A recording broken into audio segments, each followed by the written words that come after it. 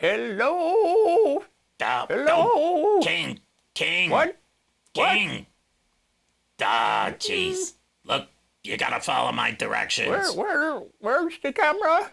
It's right over here. Yeah. Ah, come on. Hello? I'm always working with amateurs. Look, listen. You're not paying attention. Say there. You look like an intelligent person, but then again, looks can be deceiving. That's really not gonna help insulting the audience. So where am Over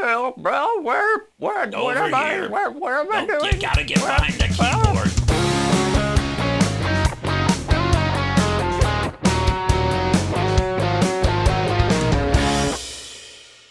Hello, Richard from budgetguitarist.com, the website.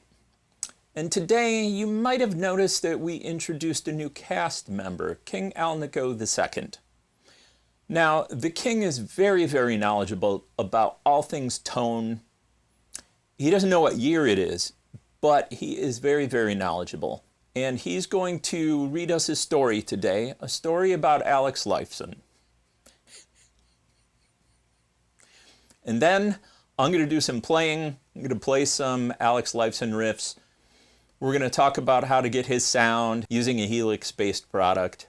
That's hard to say, Helix-based product. And I'm also going to attempt to sing a couple of Rush songs, or at least just little segments of it.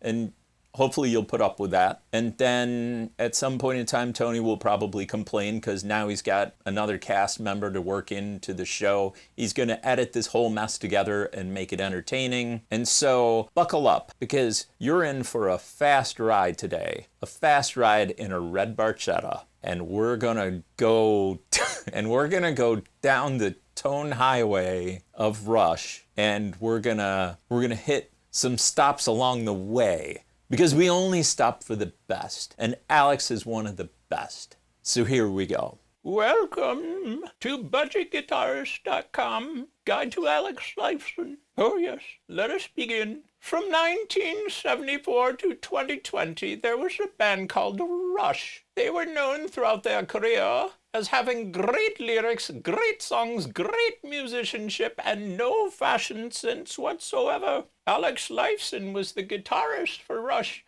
Today we're going to cover his guitars, his pedals, and his amps. Oh yes, the guitars of Alex Lifeson. Alex's first good guitar was a Gibson 335, which he played a lot in early years. He also bought a Gibson 355. The 355, of course, is an upgraded 335, featuring an ebony fretboard, fancier binding, and in some cases fancier wiring. Here he is again with the same guitar. Why do we have two pictures with the same guitar? Because I wanted two pictures, that's why. Ah, yes, it's very clear to me now. Thank you very much, Officer Knucklehead. Hey! Eventually, Alex started to play another Gibson semi-hollow body guitar, in this case the Howard Roberts model, very similar to the 355. But all good things must come to an end. Alex discovered the Super Strat and the Whammy Bar and started playing those in Rush. If Don Johnson joined a flock of seagulls, it would have looked like this.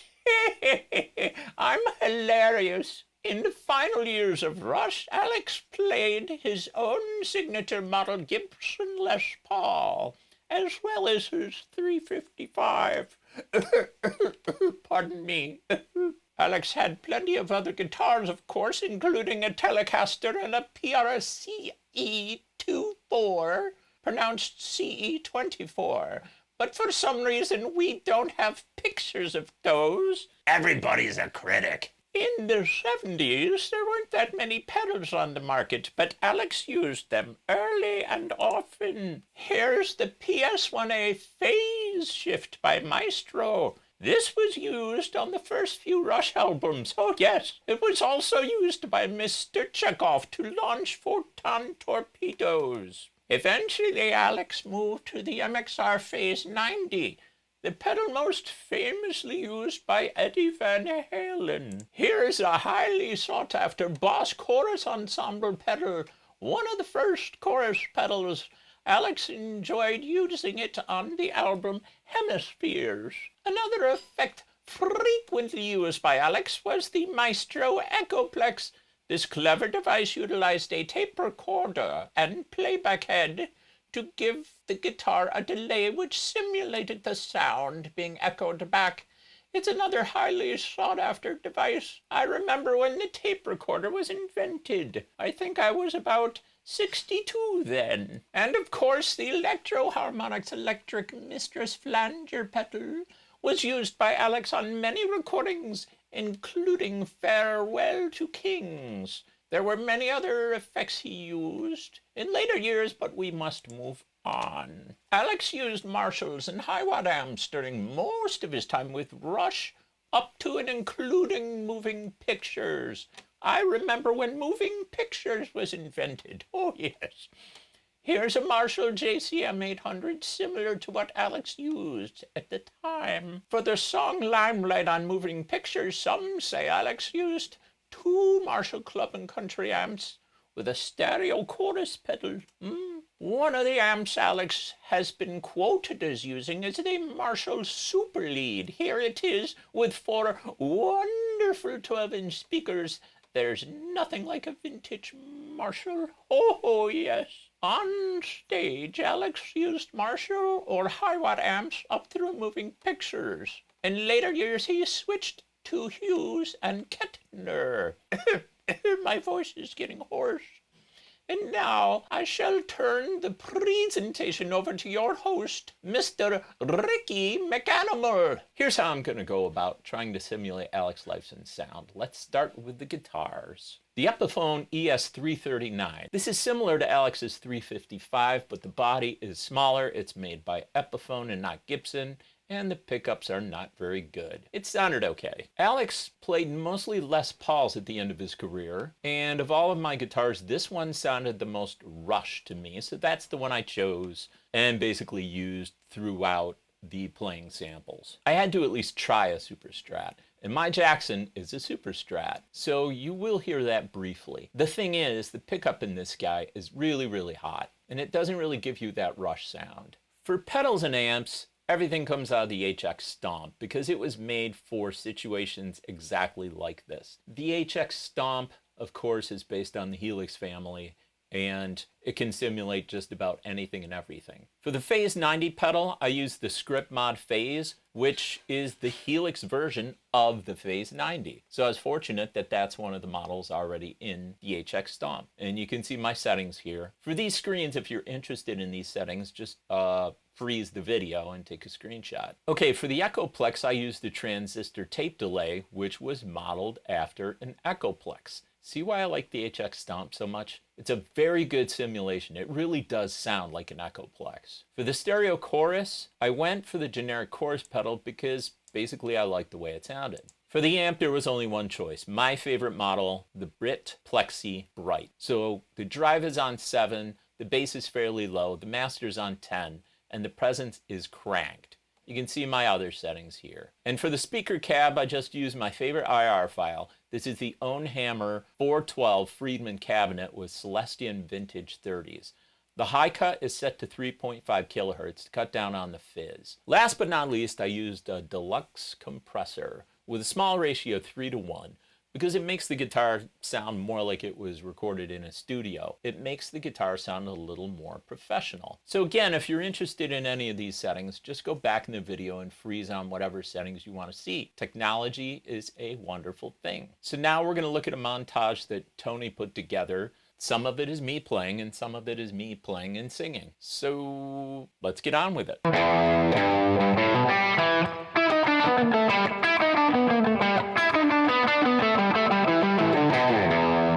Something like that.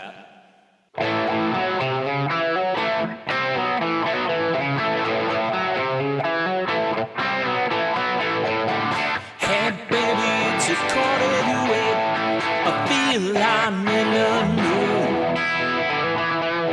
Hey baby, the hour is late. I feel I've got to move.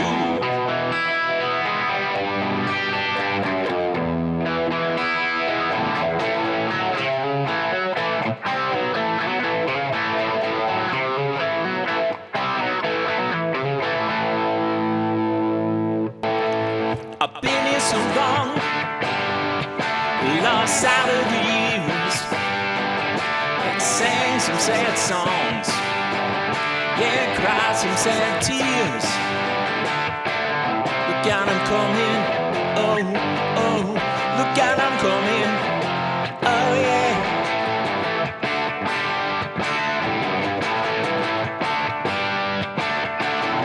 I'm finding my way back home. I'm ready for now, living on the road.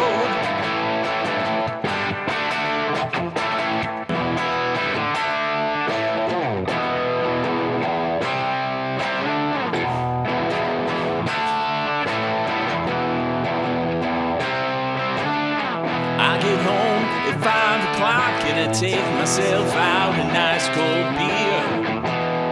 I always seem to be wondering why there's nothing going down here. Seems to me I could live my life a lot better than I think I am. I guess that's why they call me a working man. Well, they call me the working man. I guess that's what I am. If you turn down the volume, then you come up with this sound.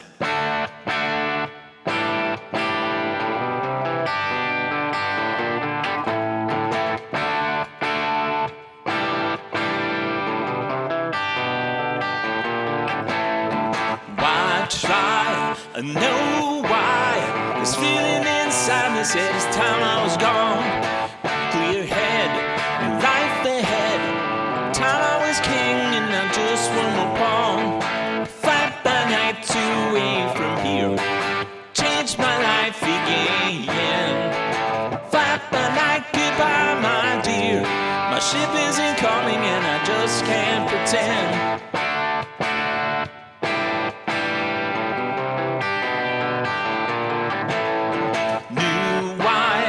Thoughtful eyes staring back at me from the window inside.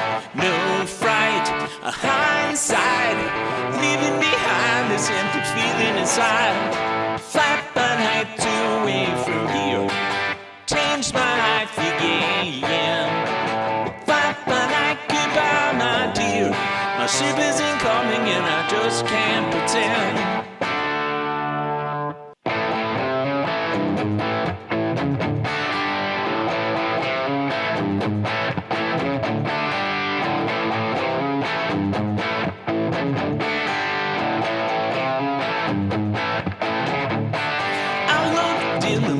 Today, my eyes just didn't seem so right. I've lost a few more hairs.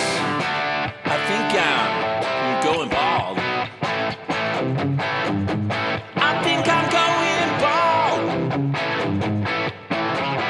Well, it seems like only yesterday we would sit and talk the dreams all night.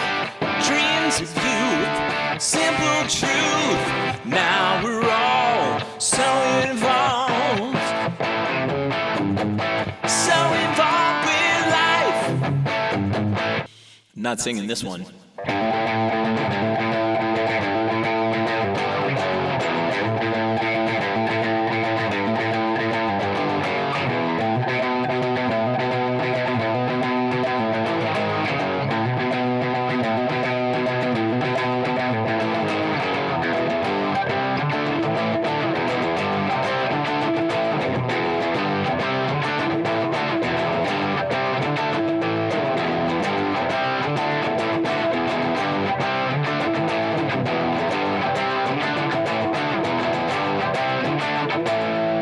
So something like this.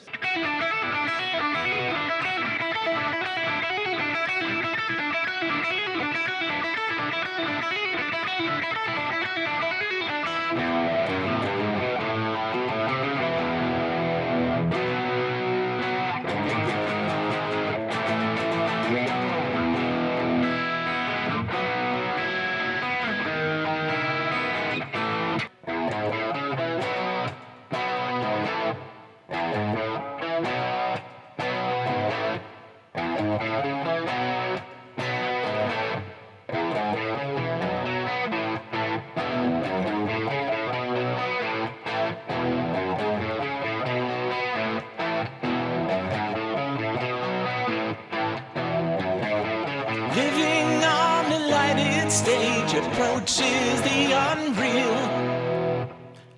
For those who think and feel in touch with some reality outside the gilded cage.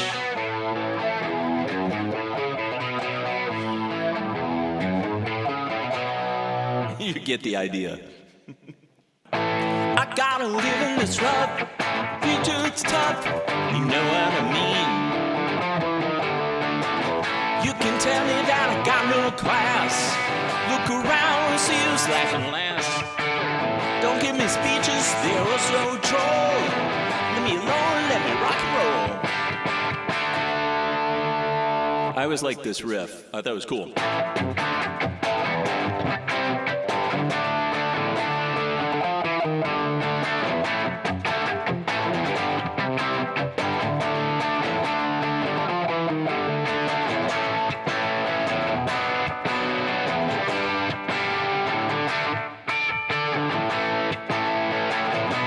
So the Les Paul was my choice, and it's Alex's choice too.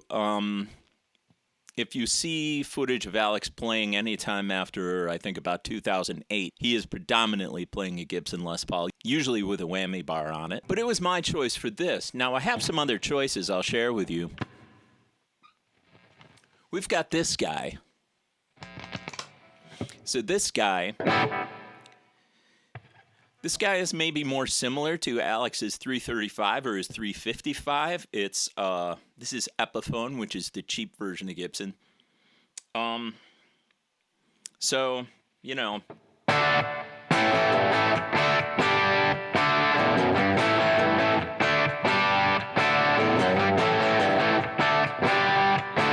I mean, it sounds decent, but it doesn't have that aggressive attack. Let me go back to back with these guys.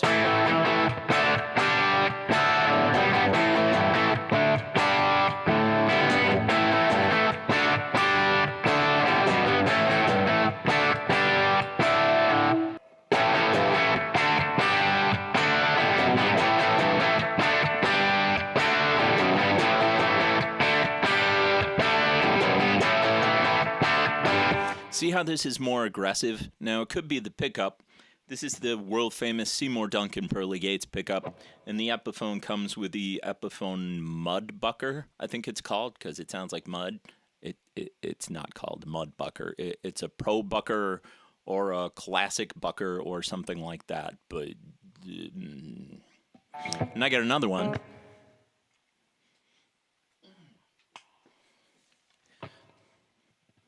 At some point in time, Alex figured out that he wanted to get into the whammy bar business, and so he started playing super strats.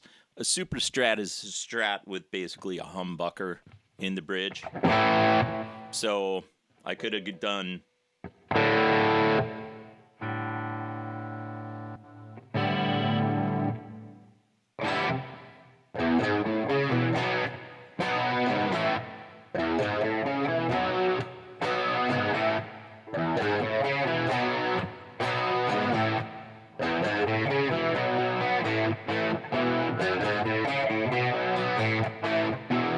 I could have done that.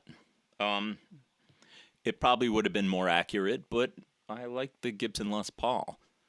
Alex did play a lot of super strats, though, and his guitar solos from probably Moving Pictures on were noted for heavy whammy bar usage. You'll notice I'm not trying to attempt to do any of Alex Lifeson's guitar solos. They're really hard to play with his feel. Like, you can play the notes, but to nail down the feel is extremely difficult. If you're a Rush fan, I think we can all agree Moving Pictures was probably one of their best albums. Personally, I like their first album. I like Moving Pictures. But my top two are 2112 and Hemispheres. And, of course, the Alex Lifeson chord comes from Hemispheres, and it is...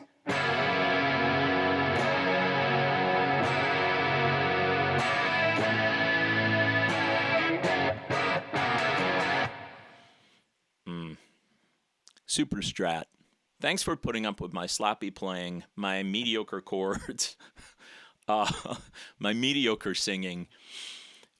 I really love Rush. Rush has always been one of my favorite bands, and so I just wanted to make this video to kind of highlight Alex Lifeson, what I love about Alex's playing, which is his aggressiveness.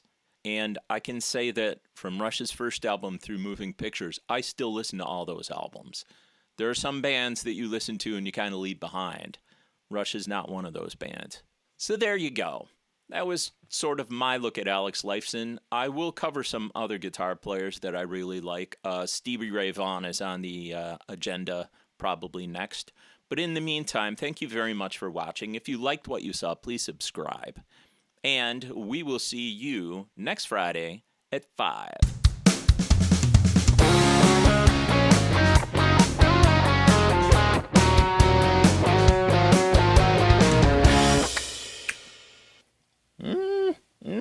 Tony? Where are you, Tony? Ah! Dog, jeez. Just when I thought this job couldn't get any dumber. What the hell toy box did this clown climb out of? So I gotta edit this mess now. Hopefully this guy won't be a standard guest star. It's hard enough to edit one moron. Now I gotta do 2. One can't make a point. What I mean to say is thank you. And the other one is senile. Jeez. Well, I'm gonna do the best I can with this crap, and it's gonna be a good show somehow.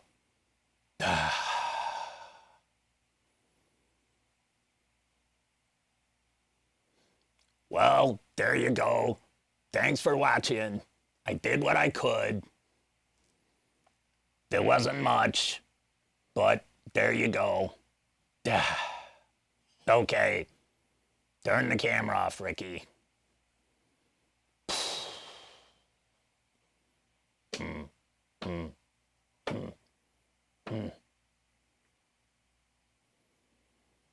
You know, sometimes I wonder if anybody watches this stuff. I sit around and I'm talking to myself. Ricky, why is the camera still running, Ricky?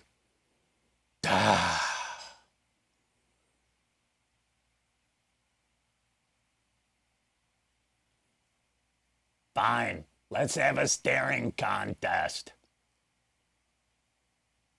Where are you? There. You want to play games? I can play games. But we'll play them my way. And I always win.